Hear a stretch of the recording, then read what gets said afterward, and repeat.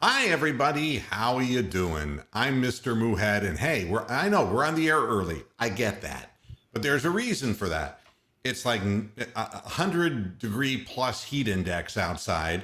The air conditioning unit in the larger half of the house needs an evaporator coil replacement because it's leaking. And we've been living on recharging because they keep putting the appointment off.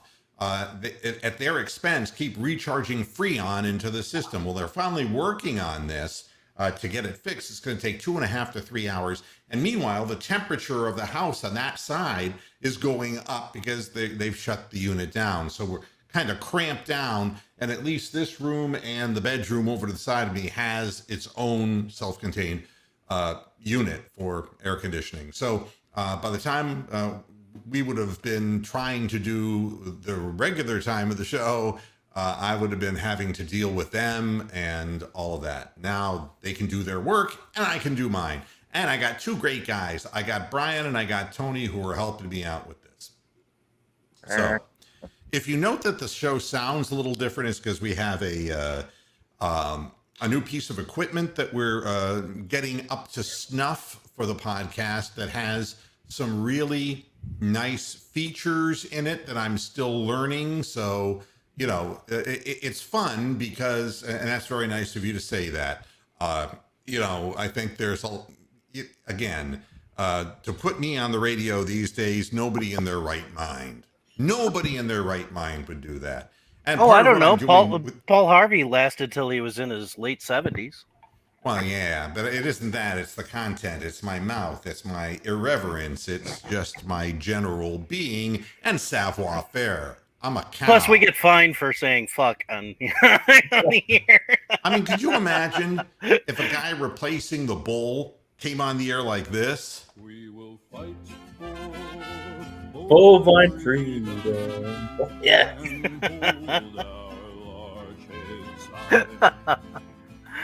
All right. So you can see there are lots of things, and then we can have the presence of people who aren't even here. Oh, for fuck's sake.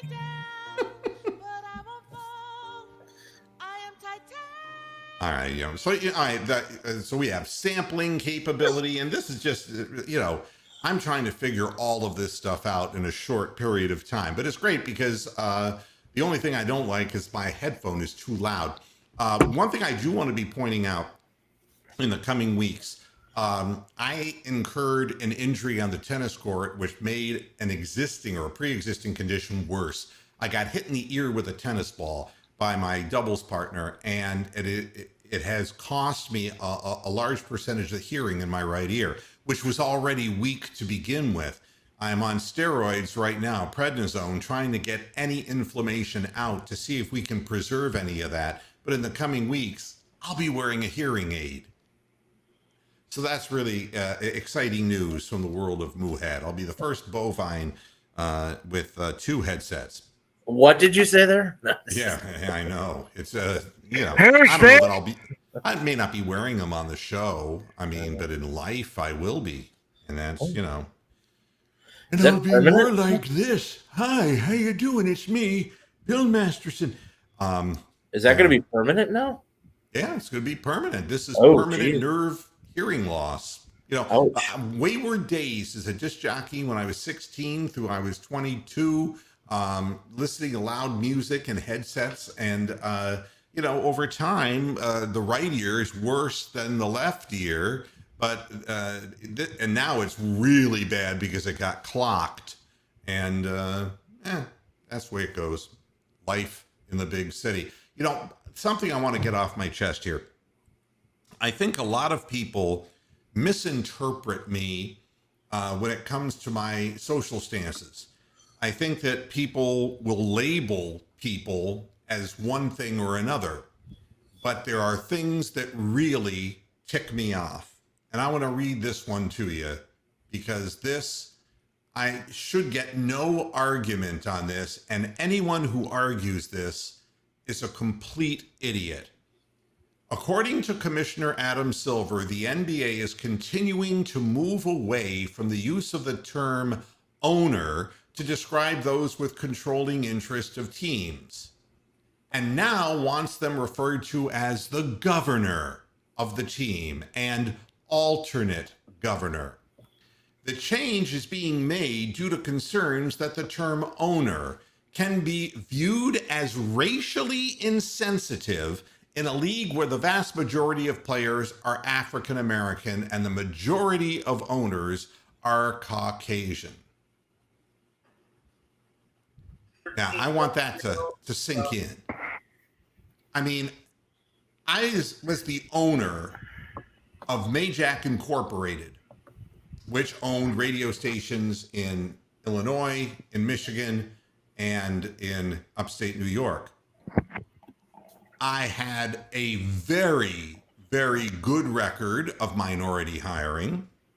Some of the finest people that I worked with were African American. Had great people work for me. I was the owner of that station. I wasn't the owner of their souls. I was the owner of the radio station. And I don't, for the life of me, understand when you have an owner and an employee relationship, what the fucking problem is and why we're contorting the English language into something that it's not. I mean, the generation that I grew up in, it was an honor to be able to work my way up from being a disc jockey to being a salesperson, to being a sales manager, to being a general manager, and finally being able to own. That's called upward mobility. And that's a good thing. So, I don't walk around pounding my chest. I'm the owner of this radio station. It's not like that. But somebody says, what do you do with the radio station? I own it. Fact. Invested, bought, own. I own my car. I'm totally lost about this. And anybody, and I am so sick of the Jameel Hills of the world who are just making everything into a minority issue. It isn't. I am all in favor of equal opportunity for people, always have been, always will be. I believe that people have the right, if they work hard, to achieve upward mobility within corporations, within privately owned businesses. I think that this is the way it should be. Good people, or cream, rises to the top. I don't think that all of this nonsense is helping anybody as far as changing the English language. I think it's a bunch of fucking lip service is what I think it is. I think it's the same way I feel about when people go up to military people and say, thank you for your service, while they're fucking homeless, while they're suffering from PTSD, their lives are shattered. Thank you for your service. Meanwhile, we give border crossers money, food, housing, whatever the fuck they want, health care. We pay for their fucking education. It has and nothing we got even people to do with... we got people dying on the fucking streets who fucking went to war for us. And it's not right. Lip service is lip service, no matter who it's given to. And I think all of this bullshit is lip service to the African American community and puffing them up. But is their opportunity really getting any better in America? Well, their medical circumstances, as proven by the COVID virus, certainly not. Their ability to see a good physician in the neighborhood in which they live, definitely not. The quality and caliber of their inner city schools, definitely not. But, hey, if we can call an owner a governor and make them feel nice and soft and warm and cushy, hey, that's lip service. Thank you for your service. Yeah, pat on the head and here's your cookie. Now go away until we need you to vote for us. What do we do to actually help real people? And that's the thing that bothers me about this. And the NBA, in all of its, ridiculousness. I mean, let's be honest about it. I can't sit here and tell you that NBA players are slaves. I'm not going to tell you something stupid like that because it's not true. They're employees. And I'll tell you one thing. Highly paid employees, by the way. Yeah. I mean, look, if my employees at the radio station were able to use their employment with my company to be able to go outside of the realm of their jobs to make more money, and it didn't affect their job at all, hell, I'd be all for that. Of course, that's not the way it works in the real world, and the athletes of the NBA aren't living in the real world. LeBron James has his own production company, and, you know, I mean, people are, you know, billions and billions of dollars, endorsements here and there. Guys like Tom Brady, they make more money from endorsements than they do from playing the game. Hi, Tom. How you doing, buddy? Good to see you. I appreciate some people coming over here to populate the chat room at this odd hour of the day.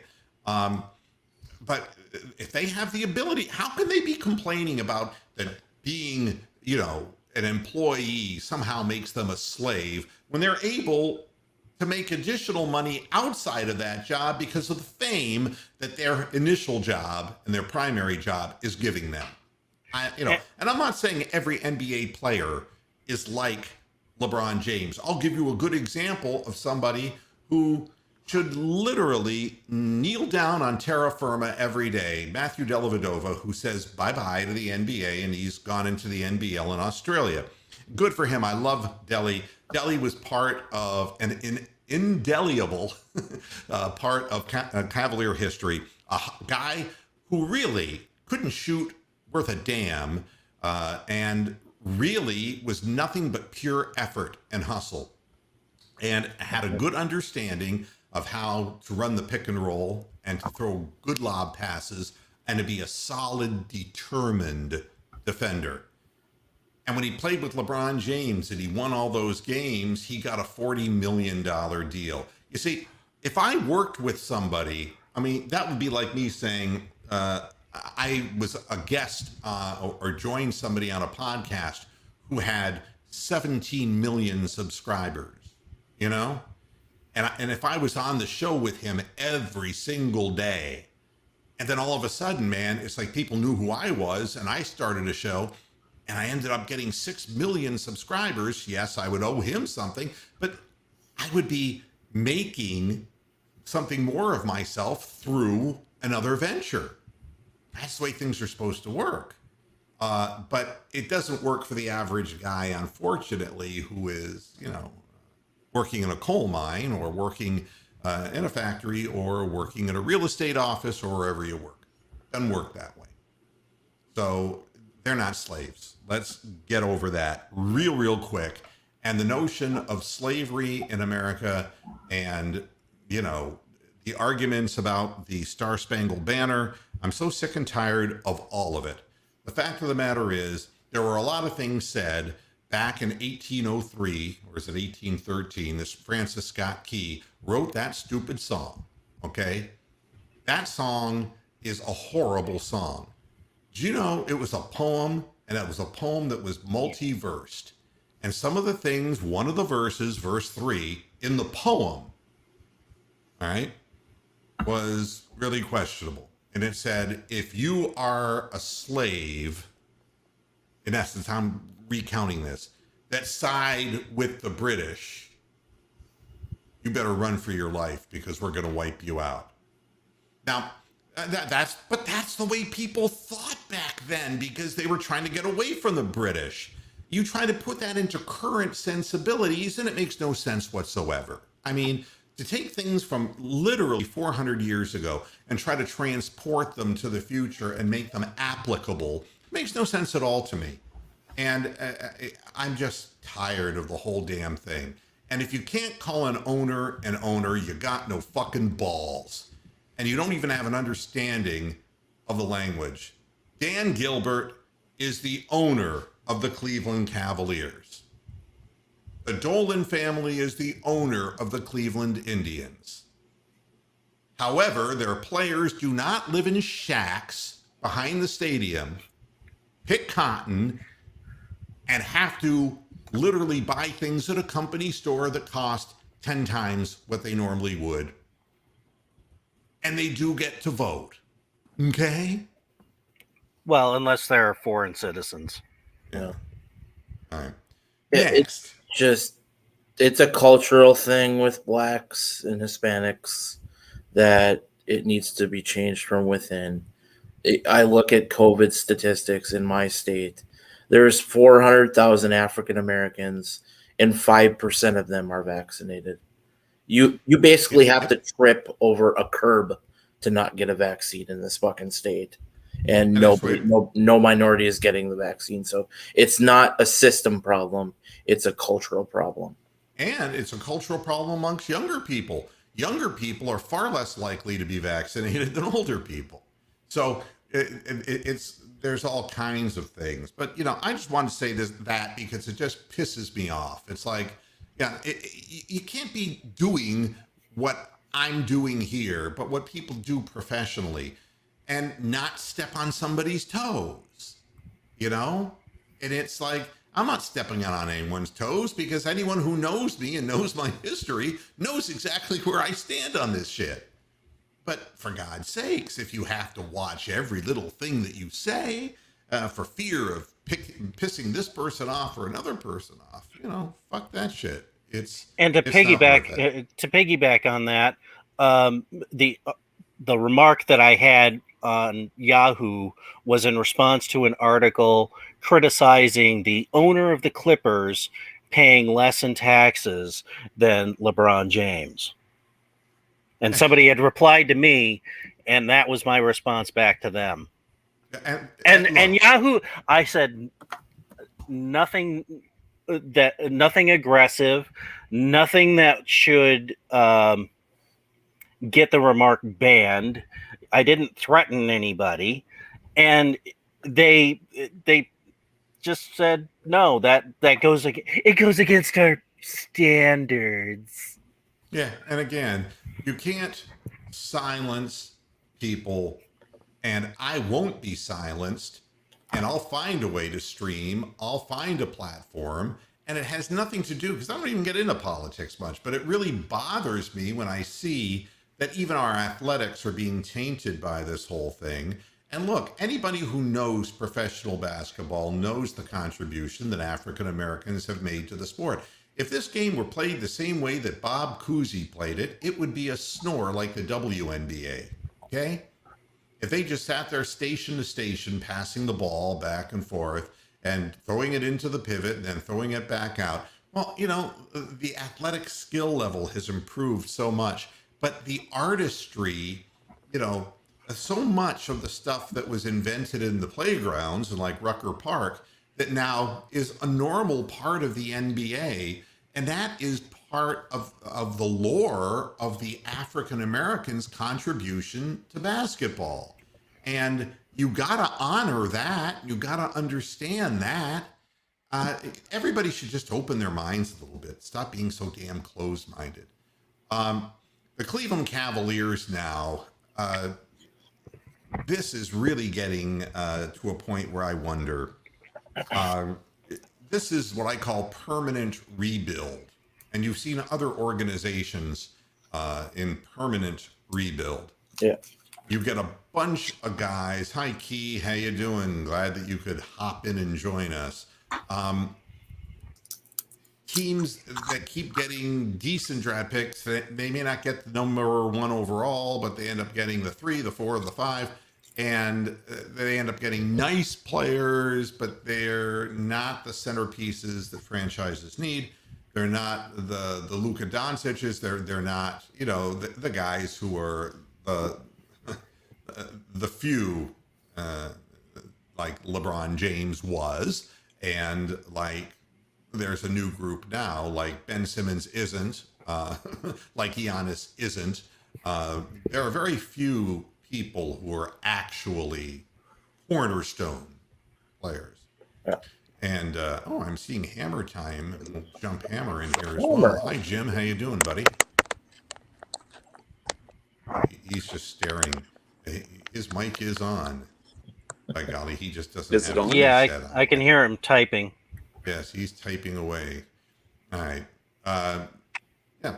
So, it's hard to find that player. So now the Cavaliers trying to keep their fan base interested, saying, we'll move up to that number 1 pick and we'll get the man. We're going to get the man who's going to turn this franchise around. Yeah, because Detroit's really going to trade the number 1 pick. Yeah. I mean, give me a break. I don't. So the Cavs are looking into making a trade. Do you realize to get Cade Cunningham, what the Cavaliers would have to do? You'd have to give up Garland, number 3, Allen. I mean, and then you'd be right back into early rebuild. You'd have Cade Cunningham and maybe Colin Sexton, and that would be it. Yeah, I mean, it's and the Pistons haven't been even anything since LeBron destroyed them with 29 out of 30 points. They've been nothing. So they're gonna take Cade Cunningham, Yeah. And there's no guarantee that Cade Cunningham is going to be the player in the NBA that nobody thought that Luka Doncic would be this good, right? Right. I mean, and a lot of people thought Ben Simmons was really going to be special, but he's special in the wrong way. Special education. Yeah, I mean, this guy, afraid to shoot the ball, can't shoot the ball, afraid to shoot the ball. Kind of a goofy sport to be playing in if you can't do that. And there is a huge drop-off in upside. You have to go down to the pure athlete Green or Mobley, or the one I like the least, Jalen Suggs, who, because you already have a point guard. Now, I'm happy personally with our point guard. I think Darius Garland is fine. Yeah. And here we go again. Cunningham, 6'8" with a 7'1" wingspan. He can pass, he can shoot, he has a high basketball IQ. He's a guard in a forward's body, which is very compelling. The idea of having a guy who's 6'8" and can go downhill like that. That's what made LeBron so special when he first came into the league. He had the explosive speed of a guard, but he had the body of a forward. And once he developed a routine of perimeter shots and mid-range fades, he could go to the basket at will. And he was strong enough to horse the ball in. Even if you hacked his arms, he still had the strength and power to drive through and finish the play. So, it's all well and good to say to your fan base, we're doing everything we can, but there's nothing you can do.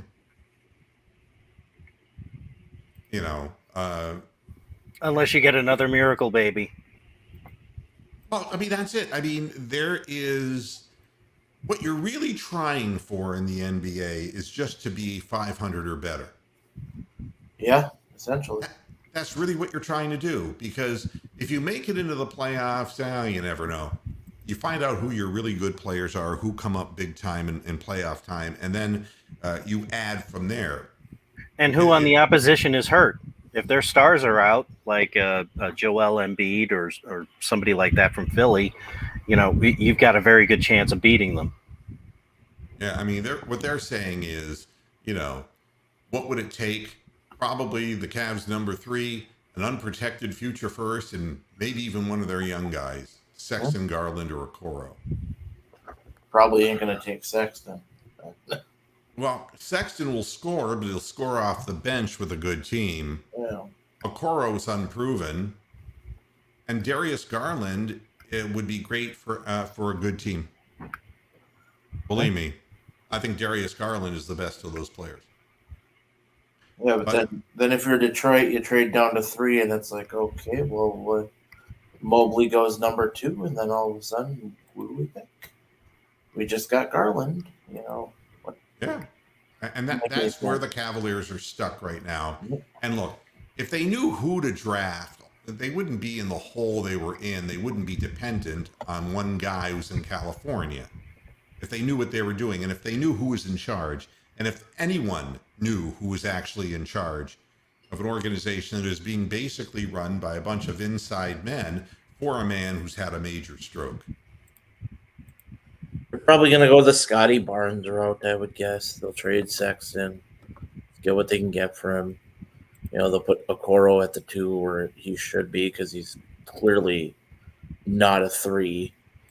And then obviously you're not keeping Jetty Osmond if you must, if you can. So we'll probably go for Kamunga or Barnes, the 3-4.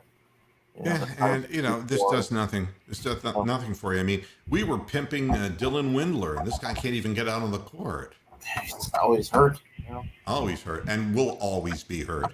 He's the new Luke Jackson. Remember him? Yeah, because you can't go into another season with fucking Dean Wade being a fucking. No, you can't have non-athletic players who are station-to-station players in a league that goes up and down like thoroughbreds. You can't do it. So, good luck to the Cavaliers, but everybody was so thrilled with the fact, oh, look, we got lucky. We got the number 3. And it's like, that's not enough. I don't think there is anything that is enough, to be honest with you. I really don't. I think that that's what I was saying about, you got to get lucky and pick a miracle baby, like find another LeBron James.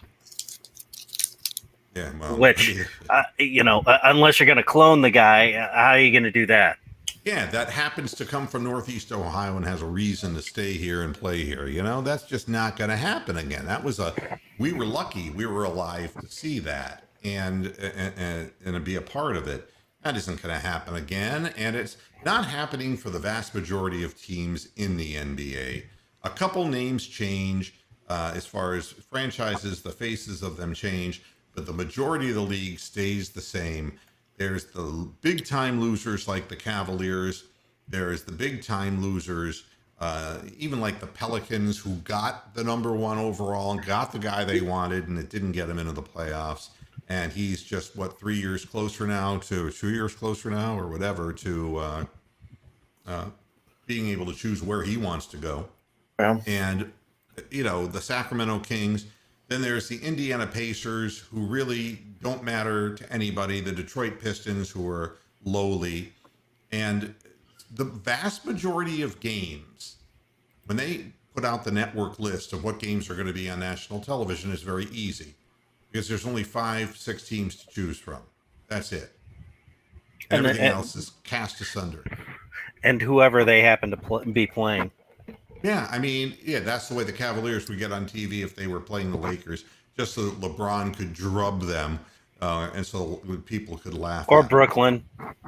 Yeah. I mean, it's... and Brooklyn is another example. Brooklyn hasn't done shit. Brooklyn but they're in New York City, the big fucking TV market. So, of course, they're going to be on... regardless, and they do have an above 500 team. So, yeah. And now we're going to move topics to the Cleveland Indians. Oh! It took the Kansas City Royals. It took the Royals to bring out the one last saving grace. Franmil Reyes swinging the bat as hard as he could. Oh, thank you, Royals. And we could be Royals. Yeah. My God, I mean, they were ahead 3-1. The Indians take the lead, then they blow it and it's 4-4, and then they bring in that relief pitcher. What is his name? I had it on the tip of my tongue. Greg Holland, who's been there since Bill Masterson left, Yeah. And, I'm watching this game, and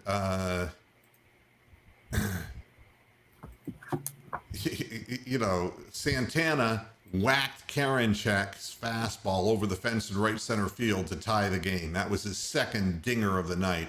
So, give our former guy, Carlos, not the guitarist, the former catcher, now designated hitter, his props. He was a good guy for the Indians.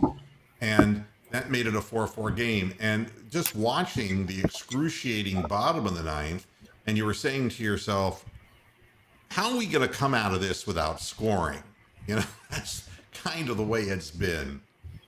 And the meatball, the first pitch is inside. Right? The second pitch is a meatball. I don't know what that pitch was. Yeah. But I mean, and the funny thing was, it was so easy for him to hit.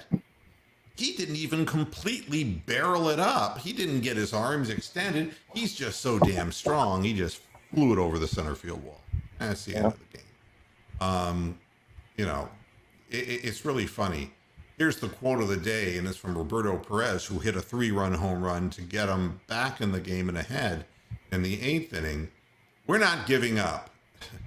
Last year, we lost 8 straight and came back and won 9 of the next 11. I'm not worried about our team. Well, I sure as fuck am.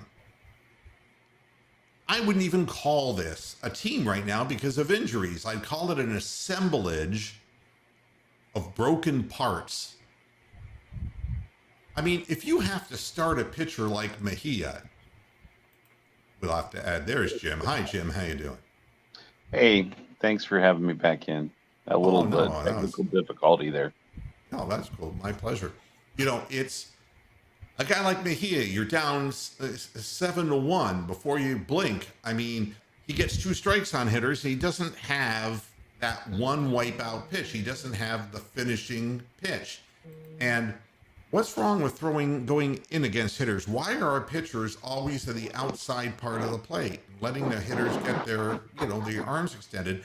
I don't understand it, but Brian Shaw has a natural run on his ball and the cross body kind of thing that everything goes outside. You don't see any of our pitchers knocking down hitters or getting into the kitchen and breaking their bats. You don't see it. And I don't understand. And then they've got Eli Morgan on the telecast talking about why, well, it's not everything in the world to be a hard thrower. And it's like, well, how would you know? You couldn't break a balloon, dude. I mean, the guy throws 89 miles an hour and he throws an 80-mile-an-hour changeup and he's gotten clubbed. The only game he's won, he gave up 5 runs in 5 innings. Fuck that shit. I don't want to hear from him. And if he's a regular in the rotation, that's just penciled in the L. Not going to win. Mejia's been sent down. We got Tristan McKenzie back, marked down an L. He'll pitch great for 2 or 3 innings, and then the wheels will fall off. I don't get it. And then I'm looking at the guys, Naylor was actually doing a decent job, and then that idiot, Ernie Clement. Why is he in the big leagues? He can't hit. He's not that good a fielder, and he single-handedly destroyed Naylor's season and perhaps his career. If you watch that play again, and I'm not urging people to look at the injury itself, it's to look at Clement just running with his back to the infield nowhere. He wasn't even looking over his fucking shoulder. What's he doing out there? And it's like you're forced to bring up these unready guys because of the injuries, and they're not capable of getting it done. If you have Daniel Johnson, he can't hit the ball. He's not ready to play. A guy like Bobby Bradley, who if he were playing for a competitive baseball team, maybe the team would not be accepting the fact that he's hitting a 220, but he is hitting home runs. So this team will say, hey, we'll ride with that.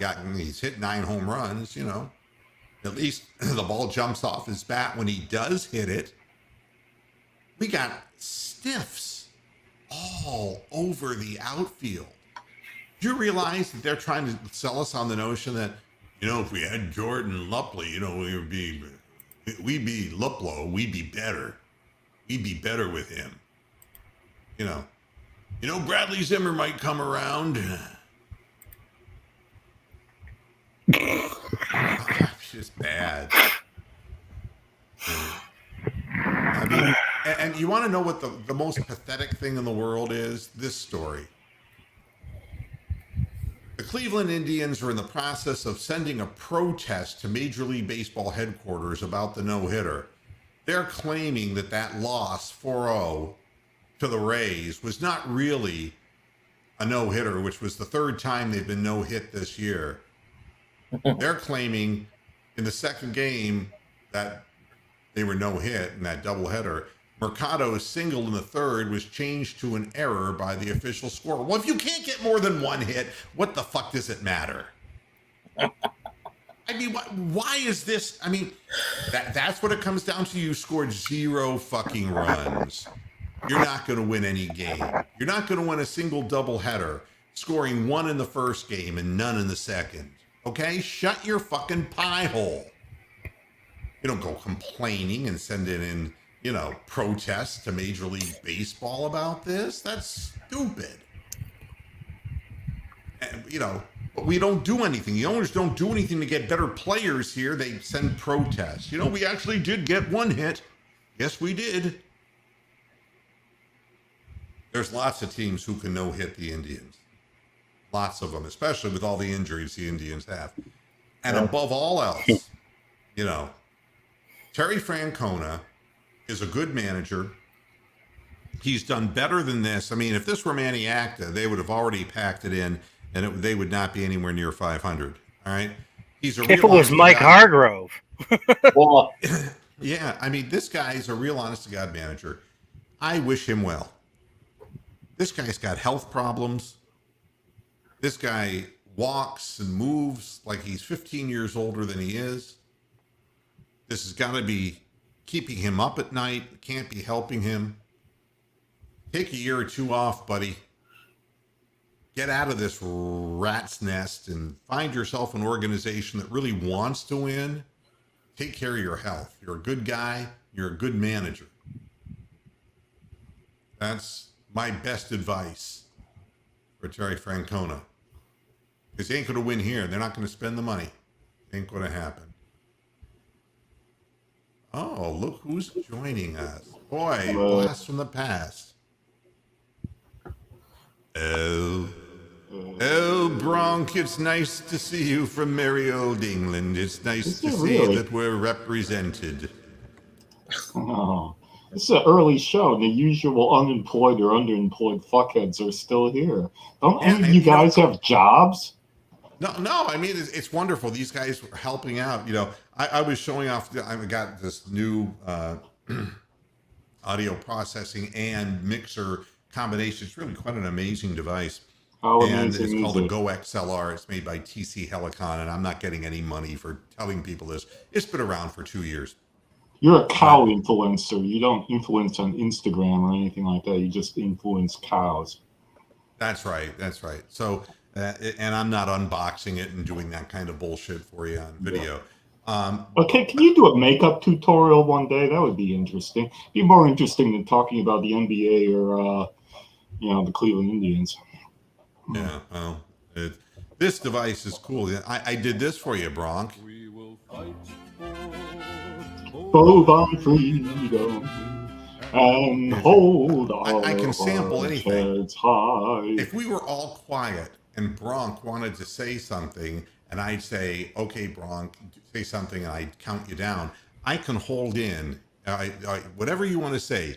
All right, Bronk, Tony and Brian, be quiet and let Bronk say something brief and concise in 3, 2, 1.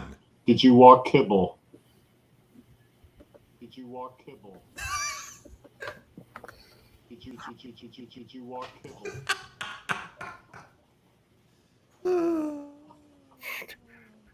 That's just funny. Yeah. Well, you gotta do it like this. I mean, technology is what keeps me going and doing this. This is what I Wow. do. And radio was always processing signals, and so I'm always interested in trying to find a way of processing and making the podcast. There's a lot of inputs. I can have external devices, but it's all concise now in one little package instead of these big old mixers and all these cables running out of them. Everything is routed through the device digitally. So it's really quite amazing. No one's commented on my name. I'll explain it if you want. On your marks, get set, or go. Yeah, it was the inventor of the starting gun. On your marks. Oh, thank you for that. Thank you very much. Yeah. So the Indians aren't going to suddenly get better Okay, talent. can you just go away or change their name or do something because I don't care. I just want Francona. I want Francona to be, healthy. He's gonna die during the game, isn't he? He's just gonna like drop dead, like that Danish kid almost did during that football game a couple weeks ago. He's just gonna collapse during a game from utter frustration. I wanted to point out something about the Cleveland Browns here. Browns talk. Yeah, it's interesting. They were talking to Wyatt Teller, and we know that Teller had some injury problems last year. He said, this is a great quote. It's crazy going into year 4 in the NFL. And this is the first time I've had the same offensive line coach for 2 years in a row. I'm doing my work and I'm trying to get better. Wow. I mean, I don't think people understand the whole notion of continuity. And it's like vastly underrated. It's like you take a guy like Donovan Peoples-Jones, okay? And you say, well, he was a 6th round pick and he made some big catches last year. And there's information about him that is really kind of interesting. Who's Brian whispering to? Is it like Satan in the background and that he's whispering to, or what? What's going on? I don't hear that. I hear like Brian whispering. Baker Mayfield was talking Not me, about, dude. Oh, it's you. Yeah, you're paranoid. These are 400 quid headphones, dude. So yeah, I hear it. Well, then you're probably hearing my fan. That would be key. Maybe. Baker Mayfield said, Donovan looks incredible right now. He looks like he's in really, really good shape running around. He's a smart guy. We were able to plug and play. He knows his role and exactly what his job is. You see, once you learn how the game is played, I think people fail to understand that playing college football and playing professional football are 2 completely different things. Ask Tom Brady. He didn't flash for the Michigan Wolverines. He was fucking shit. But that's why he got drafted where he got drafted. How do you explain a Larry Bird who was actually slow and couldn't jump, who still, if he mastered certain skills at the NBA level and he was able to pass, he had vision, he knew how to position his body to get rebounds, and he had this unbelievable separation shot. He was a great shooter, and he could draw fouls. And, a guy like Donovan Peoples-Jones may end up in, with Mike Tyson in Bolivian. He may end up nowhere. But on the other hand, he's coming into a system that he played last year, and he's got continuity with his quarterback, with his other receivers, and he knows exactly what to do. What brand headset is that? Grado Labs. Oh, okay, yeah. All right, cool. So I think a lot of people, when you ask, what about this player? What is this rookie going to do? What is Newsome going to do? What is Karamoa going to do? You start asking questions. It's really not so much about that. If any of them comes in and makes a major contribution, then it's such a plus. It's such a plus for you. But the more likely thing is, the question is, what about the guys who were here in year 2, and what steps are they going to take up in comfort level so that you don't have to teach game planning and plays to them as much as you do situations. Now you suddenly move on and you allow these players to grow and to build confidence within the scheme. And it makes the team that's what's going to raise the water level, the tide level for a team like the Cleveland Browns. Everyone gets all excited about, the young players, the guys we just drafted. And I get excited about it too. If we have a real honest to God safety and cornerback in the group. Wow.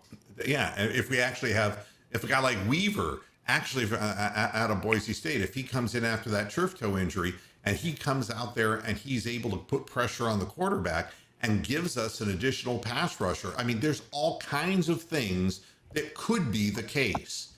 And you're hoping that you're going to hit on 1 or 2 of those things. But the real improvement is, will OBJ come back as OBJ, and will he be calm knowing he's playing for a winning football team now? And will he be able to contribute the big play and not feel like he has to touch the ball on every down? And I know that Jarvis Landry, for as long as he'll stay healthy, will play the possession role real well. And I believe that Kareem Hunt has no problem with the number of touches he has. And I think that Nick Chubb has no problem with the rest that he gets either. I think that everybody is just going to be that much more certain. And how much better of a play caller are we going to have as a result of knowing what worked, what didn't work last year, what strengths we have? Do you realize now, after an entire season of a system, we've got our offensive line doing the type of blocking that they do best. We're running, the ground game that takes advantage of what they can do in space. And instead of trying to turn somebody into something they're not, which is something this organization has been famous for in losing causes for decades. Yeah, you're going to do it my way or the highway. That bullshit. I mean, remember that year we had Peyton Hillis, who was just basically a shit runner, but he struck gold because we had proper zone blocking going on in front of him. It was the other guy, the guy who ended up going to the Jets. And Jerome Harrison. Crowell. Isaiah Crowell, yeah. I mean, and Isaiah Crowell getting like 1,200 yards in a season. It was some crazy thing like that in Shanahan's scheme. Correct. But it's really what happens up front. And if you have an exceptional back like Chubb, and you can get him through the first wave, then good luck trying to take him down. I mean, he's like a horse. Yeah. Well, the great thing about our offense this preseason is that A, there is a preseason that, 2 or 3 games. And then C, they're actually going to be playing against an NFL defense on the other side of the ball. I mean, we've got some proper guys for them to go against instead of like, we looked really good in practice. Well, you looked really good in practice because you played against shit guys who don't belong in the NFL. But this year, both sides of the ball should be strong, so they'll just get better playing against each other. At least that should be the idea. And Tom, Willis, I mean, I had my eye, before he got hurt and all, I had my eye on him. And he needs to work on his pass protection. But in the running game, he is a human snowplow. This guy buries whatever's in front of him. I honestly believe that he is going to become a premier offensive lineman. He's got all-pro potential, definitely. Yeah, I know. I think he has multi-year all-pro. I think. Well, then you're talking Hall of Fame potential there. Yeah, we're talking about a guy who has the ability to roll over people, and I mean, you can run at his side. I mean, it was amazing looking at him as a rookie. And he mauled people. He was mauling first-string guys and just roadblocking them right out of the way. It was impressive. In the passing game, he's still a little slow on the back step. He still can be gotten around. He still got trapped holding a few times because he got beat at the line of scrimmage. He'll learn that because that's part of the speed of the game. But his technique will only get better as long as he's healthy. So, I mean... And then Teller, nobody knew Teller was going to be this good a player. He came from Buffalo. You think Buffalo would have gotten rid of him if they knew he would be this good? But the scheme that he's in, it plays well to his skill set.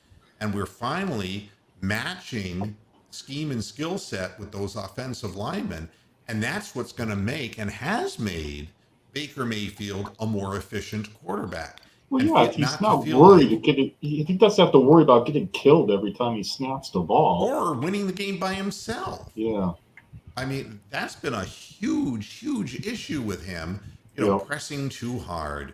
Yeah. And now you have a situation where, he has confidence. So, I mean, honestly, if you try that first down pass and it's incomplete, or if you throw a real short pass and it's 4 yards and it's 2nd and 6, there is no guarantee that the Browns aren't going to run it toward the strong side. You're going to get, and it could be a 26-yard gain by Chubb. Correct. There's so much balance there that they can keep you guessing on what they're going to do. And that gives Baker Mayfield that requisite 2.6 to 2.8 seconds of time to make the decision. And with his knowledge of the offense and with the offense players, just think of how much more, that Higgins and Jones and our wide receivers will have in familiarity in helping the quarterback out. That's the real big thing. And that's what gets talked about the least because it's the least sexy thing. The next star draft pick is the most sexy thing. But has everybody signed? Huh? Has everybody signed? All the draft picks signed? Newsom not yet. Yeah, and, Newsom he had to switch agents, so he's the last one to sign, I think. Because I think there was one other one who hasn't signed yet. I might be wrong about that, but maybe the kid from Georgia. let me see if I can find this real quick. Okay, Schwartz, the wide receiver. Schwartz. He hasn't signed May yet. the Schwartz be with you. People are worried about Newsom. I don't think Schwartz is really on anybody's radar particularly. But, again, it's nice feeling that there is this group of people who have already accomplished this. And that's how that bunker mentality gets started. I saw it with our offensive line when Bernie Kosar played with the Browns, that it was just important as hell to protect the quarterback. And Bernie was slow and Baker's slow. And Baker's short. And Baker has strengths and Baker has weaknesses. We got to keep him in his strengths. And he has to control his tendencies to keep himself, realizing that it isn't going to be the big passing play that's going to win all these games. He can get a big chunk play with 2 different running backs. And with Demetric Felton, it's possible that he has a third weapon coming out of the backfield that he can throw high percentage throws to and get yards after catch out of. And that's huge. Just really huge. So, well, it's 2 weeks away, training camp, isn't it? Yeah, I mean, it's around the corner. Yeah. And I'm thrilled that we're getting here and then listen about NBA or the Indians or that. It's just too. Well, I've kind of cut down the number of shows, and it's a number of reasons, dealing with some sciatic issues and now this nerve thing in my ear. And also work people who have things that need to get done here around the house. There's been a lot of reasons why I've kind of cut down on the number of shows. This would be my personal preference for time because it's 9:30 in the evening. Ideal. Good for me. For me, I like it when the football season gets started because there's hope. And we knew going in that the Cavaliers were going to be absent and that the Indians, somehow you knew that when a team doesn't spend any money, that's when all the injuries will hit all at once and you have nothing in your minor league system. The thing that really bothers me about the Indians, and I'll say it over and over, and I can't emphasize this enough. You don't want to have a big payroll, I get that, but why in the hell is your minor league system so absent of quality talent players? Why can't we develop a third baseman? No, Nolan Jones is not the player of the future. He's hitting 241 at AAA. Why can't we have corner infielders? Why can't we have corner outfielders? Why aren't we, how could we develop Danny Ramirez and Jim Thome and Albert Bell? How did we manage that all those years ago? And this organization, can't even develop the simplest of things. How can you have 4 shortstops in your minor league system and no corner infielders? How is that possible? Who are you drafting and why? I mean, this is the reason why the team blows and always will blow. It's because they just don't have the right players. They don't. There's no continuity in the plan. It's like they're running this thing on a shoestring. It's very, very distressing. So this time of the year is always the slowest. I mean, for me, it's great in the summer. It gives me time to go out and get in my pool, do some exercise and all that. But to be honest with you, it's not my favorite time of the year for sports. So what's the weather like? Did you have that hurricane or tropical storm or whatever? It skirted around us. You know, what they do is, you know, they show you 14 different tracks that are Scenarios, possible. yeah. And this thing was out in the Gulf, and they said it was going to really hit landshore somewhere around this area. And as it happened, it was further west out in the Gulf. We got, for maybe 4 or 5 hours, the fringe of about 25, 27 mile an hour winds and rain. Wow. And then it was gone. And that was really the extent of it. Other places got in the way a little bit more. The further north it went, and it did hit, Florida, and then swept across into Georgia. And I see that the Georgia and South Carolina got hit with it as well. But so it was not a factor here, not like they thought it was going to be initially. So it swept into southern Georgia and caused $5 worth of damage, huh? Yeah, I mean, it was nothing, and I think that it's fortunate because I was around here when Punta Gorda, which is 45 minutes south of me, their entire business district was destroyed by a hurricane. Hey, Totally destroyed. I mean, leveled. Car dealerships, the whole business district of Punta Gorda was destroyed, leveled. And I've never seen anything like that. And after the aftermath, I drove through it, and I swear to God, it looked like war. It looked like, like Berlin after the war. It was horrible. So it can happen. Fortunately, it did not. Well, it's pretty early in the year. I mean, the big set time for it is end of August, beginning of September. So it's pretty early in the year to have one beginning of July. Yeah. Anyway. And we mentioned Curtis Weaver. I'll end the show with Curtis Weaver. No relation to Charlie Weaver. Thank goodness. Or else he'd occupy the lower bottom corner left square. Yeah. Lower left. Yeah. Weaver is a guy who the Browns are really high on, but he had that weird toe injury in his rookie season, and he was a 5th round pick out of Boise State. And so, nobody was really getting all that excited, but he has pass rushing skills. I'm not so sure that he has run defense skills. Containment skills, you mean? Yeah. And, he looks good. He's in good condition. And, that's about all you can really see in minicamp. It's not like you're, but the problem is with Jadeveon Clowney and Tack McKinley, where Weaver's going to be is competing with Porter Gustin, Cameron Malveaux, Joe Jackson, and others for one of the final spots in the rotation. And he's got to step up and show what he can do. And nobody knows what that is. He does have significant pass rushing skills. It's there on his film that they took from college. The question is, how does it translate to the NFL? Well, isn't it great? We're talking about the 7th and 8th guys on the defensive line that we're not talking about our top, left tackle or our top WR or whatever, Well, we're down to this level. It's like back in the Indians in 1995.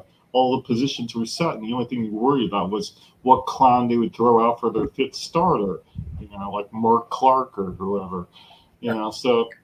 Or watching players from other teams that could be potential cuts that they could pick up. Yeah, exactly. So. And starting on opening day. Well, and with all these young guys to choose from, I'm just glad as hell, that we have some bodies, because if they don't work out, people are going to question the Sheldon Richardson kinds of things. They're going to say, would it have been a better idea maybe to keep one of the veterans as opposed to, some of these other guys not really developing?